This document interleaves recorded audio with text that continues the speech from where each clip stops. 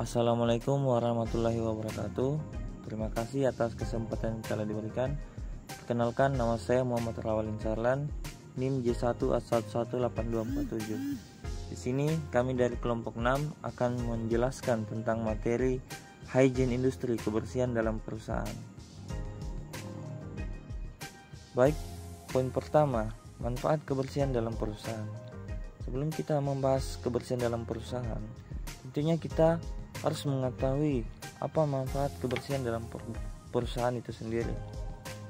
Kebersihan sangatlah bermanfaat untuk perusahaan, sebab dengan terpeliharanya kebersihan, maka kecelakaan kerja dan penyakit akibat kerja sebagian besar dapat dijaga.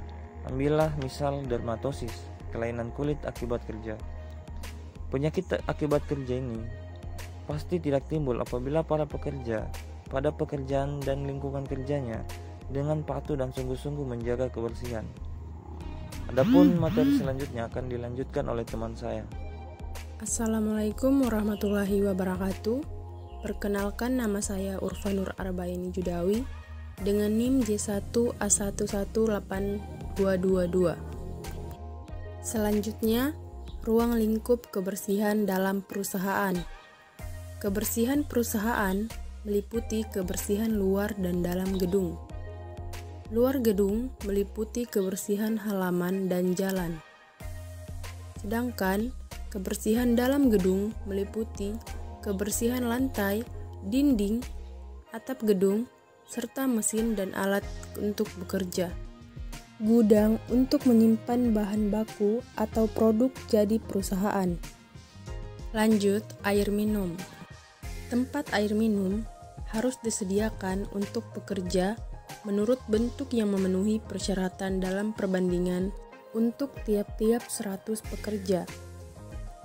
Kalau dipakai wadah air minum, maka wadah itu harus tertutup rapat, harus diberi tanda yang nyata, dan tidak diperbolehkan memakai gelas yang sama.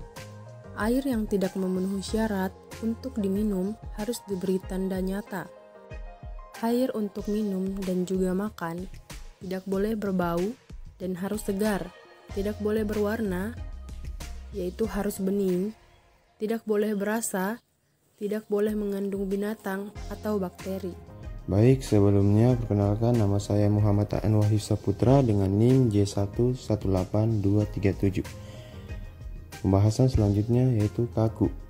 Perbandingan jumlah kakus terhadap pekerja adalah 1 kakus untuk 1 sampai 24 pekerja, 2 kakus untuk 25 sampai 50 pekerja, 3 kakus untuk 51 sampai dengan 100 pekerja. Tiap tempat kerja harus menyediakan kakus yang memenuhi syarat kesehatan dan harus terpisah untuk pekerja wanita dan pria. Letak kakus harus mudah dicapai dan kakus untuk pria wanita tidak boleh berhubungan langsung dengan tempat pria. Selanjutnya, tempat cuci dan ruang ganti pakaian. 1 tempat cuci untuk 25 pekerja dan 1 untuk tiap tambahan 15 pekerja kalau jumlah pekerja lebih dari 100.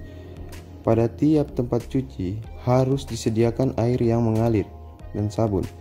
Juga pada tiap tempat cuci harus disediakan handuk yang bersih. Tiap tempat kerja harus menyediakan dus atau air mancur untuk mandi dalam perbandingan 1 dus untuk tiap 15 pekerja. Kalau pekerja dalam pekerjaannya terkena panas tinggi atau kulitnya dikenai dengan bahan beracun. Perkenalkan, nama saya Safira Rismayanti dengan NIM J1A118239. Di sini saya akan melanjutkan materi dari teman saya, yaitu ruang makan dan kantin.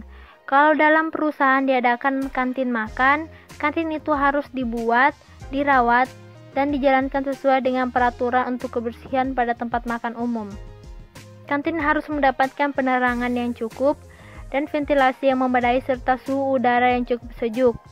Dapur, tempat makan, dan alat-alat untuk keperluan makan harus bersih dan memenuhi syarat. Selanjutnya yaitu masalah kebersihan lainnya. Semua tempat kerja, gang, gudang, alat dan bahan harus dirawat dengan baik dari debu. Lebihan serta sisa yang dibuang harus dibersihkan pada waktu berskala untuk memelihara keadaan rumah tangga perusahaan yang baik. tempat kerja harus diikuti pedoman sebagai berikut, yaitu 1. Harus dilaksanakan ketentuan untuk memberantas atau mengontrol pemindahan penyakit menular dalam pengelolaan penyelesaian, seperti pengepakan, pengiriman, dan sebagainya, produk industri atau sampahnya. 2. Yaitu meludah di tempat kerja tidak dibolehkan kecuali pada tempat ludah yang bentuknya dan perawatannya memenuhi persyaratan. 3. Upaya efektif harus dilakukan untuk mencegah kemasukan atau memberi kesempatan bersarangnya serangga atau binatang lain di tempat kerja. Itulah pembahasan materi dari saya. Yang materi selanjutnya akan dijelaskan oleh teman saya. Terima kasih. Baik, Assalamualaikum warahmatullahi wabarakatuh. Perkenalkan, nama saya Syamsiar, NIM J1A118284. Saya akan melanjutkan materi dari teman saya, yaitu teknologi sanitasi industri. Perusahaan menyelenggarakan sendiri pengolahan air untuk keperluan industri dan air bekas pakai daur ulang, sehingga dapat digunakan kembali atau setidaknya dapat dibuang ke dalam lingkungan tanpa menyebabkan pencemaran. Dan juga perusahaan mengolah bahan sisa pakai untuk dapat digunakan kembali dalam proses. Materi selanjutnya ialah Peraturan Perundang-undangan Undang-Undang Nomor 1 Tahun 1970, yaitu tentang keselamatan kerja. Adalah undang-undang yang mengatur tentang keselamatan kerja dalam segala tempat kerja, baik di darat, di dalam tanah, di permukaan air, di dalam air maupun di udara yang berada di dalam wilayah kekuasaan hukum Republik Indonesia. Selanjutnya, Peraturan Menteri Perburuhan Nomor 7 Tahun 1964 tentang syarat-syarat kesehatan, kebersihan, serta penerangan dalam tempat kerja. Peraturan Menteri Perburuhan Nomor 7 Tahun 1964 Pasal 2 tentang syarat-syarat keselamatan. Pasal 2 ayat 1 menghindarkan kemungkinan bahaya kebakaran dan kecelakaan. Pasal 2 ayat 1 menghindarkan kemungkinan bahaya keracunan, penularan penyakit atau timbulnya penyakit jabatan. Pasal 2 ayat 2 memajukan kebersihan dan ketertiban. Pasal 2 ayat 3 mendapatkan penerangan yang cukup dan memenuhi syarat untuk melakukan pekerjaan. Pasal 2 ayat 4 mendapatkan suhu yang layak dan peredaran udara yang cukup. Pasal 2 ayat 1 menghindarkan gangguan debu, gas, uap, dan bauan yang tidak menyenangkan. Selanjutnya, Peraturan Menteri Perburuhan Nomor 7 Tahun 1964 Pasal 3 tentang kebersihan. Pasal 3 ayat 1, halaman harus bersih, teratur, rata dan tidak becek dan cukup luas untuk kemungkinan perluasan. Pasal 3 ayat 2, jalan di halaman tidak boleh berdebu.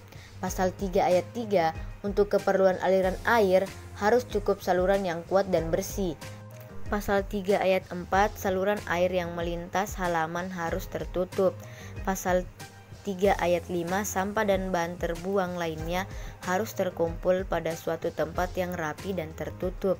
Pasal 3 ayat 6, pada waktunya sampah itu harus dibuang ke tempat pembuangan sampah atau dibakar pada tempat yang aman. Pasal 3 ayat 7, tempat pengumpulan sampah tidak boleh menjadi sarang lalat atau binatang serangga yang lain. Selanjutnya, Peraturan Menteri Perburuhan Nomor 7 Tahun 1964 Pasal 11 tentang penerangan dalam tempat kerja.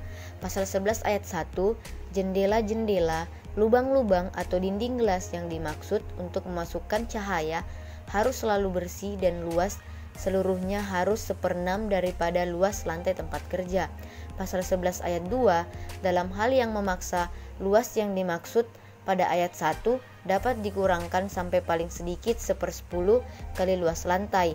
Pasal 11 ayat 3, jendela-jendela, lubang-lubang atau dinding gelas harus dibuat sedemikian rupa sehingga memberikan penyebaran cahaya yang merata. Pasal 11 ayat 4, bila ada penyinaran matahari langsung menimpa para pekerja, maka harus diadakan tindakan-tindakan untuk menghalanginya. Pasal 11 ayat 5, apabila jendela hanya satu-satu jalan cahaya matahari, maka jarak antara jendela dan lantai tidak boleh melebihi 1,2 meter. Pasal 11 ayat 6, jendela-jendela itu harus ditempatkan sedemikian rupa sehingga memungkinkan cahaya siang mencapai dinding tempat kerja yang terletak di seberang. Peraturan ini dirinci ketentuan mengenai persyaratan yang wajib dipenuhi oleh setiap bangunan perusahaan, persyaratan gedung untuk perusahaan, persyaratan tempat duduk untuk kerja, persyaratan dapur, kamar makan dan alat untuk makan, persyaratan pencahayaan dan penerangan tempat kerja. Materi selanjutnya akan dibacakan oleh teman saya. Assalamualaikum warahmatullahi wabarakatuh. Perkenalkan, nama saya Umaya Marsha, NIM J1A118268. Materi selanjutnya yaitu mengenai tempat kerja berlaku antara lain. Yang pertama, setiap tempat kerja harus dibuat dan diatur sedemikian rupa sehingga setiap orang yang bekerja di tempat orang itu dapat ruang udara. Yang kedua, tinggi tempat kerja diukur dari lantai sampai di daerah loteng harus paling sedikit 3 meter. Yang ketiga, tinggi ruangan yang lebih 4 meter tidak dapat dipakai untuk memperhitungkan ruang udara. Yang keempat, ruang udara yang memenuhi ukuran tidak dapat membatalkan sesuatu ventilasi yang baik dalam tempat kerja yang tertutup. Dan yang terakhir yaitu luas tempat kerja harus sedemikian rupa sehingga tiap pekerja dapat tempat yang cukup untuk bergerak secara bebas. Demikianlah penjelasan dari kelompok kami. Lebih dan kurangnya mohon dimaafkan. Saya akhiri dengan ucapan Assalamualaikum warahmatullahi wabarakatuh.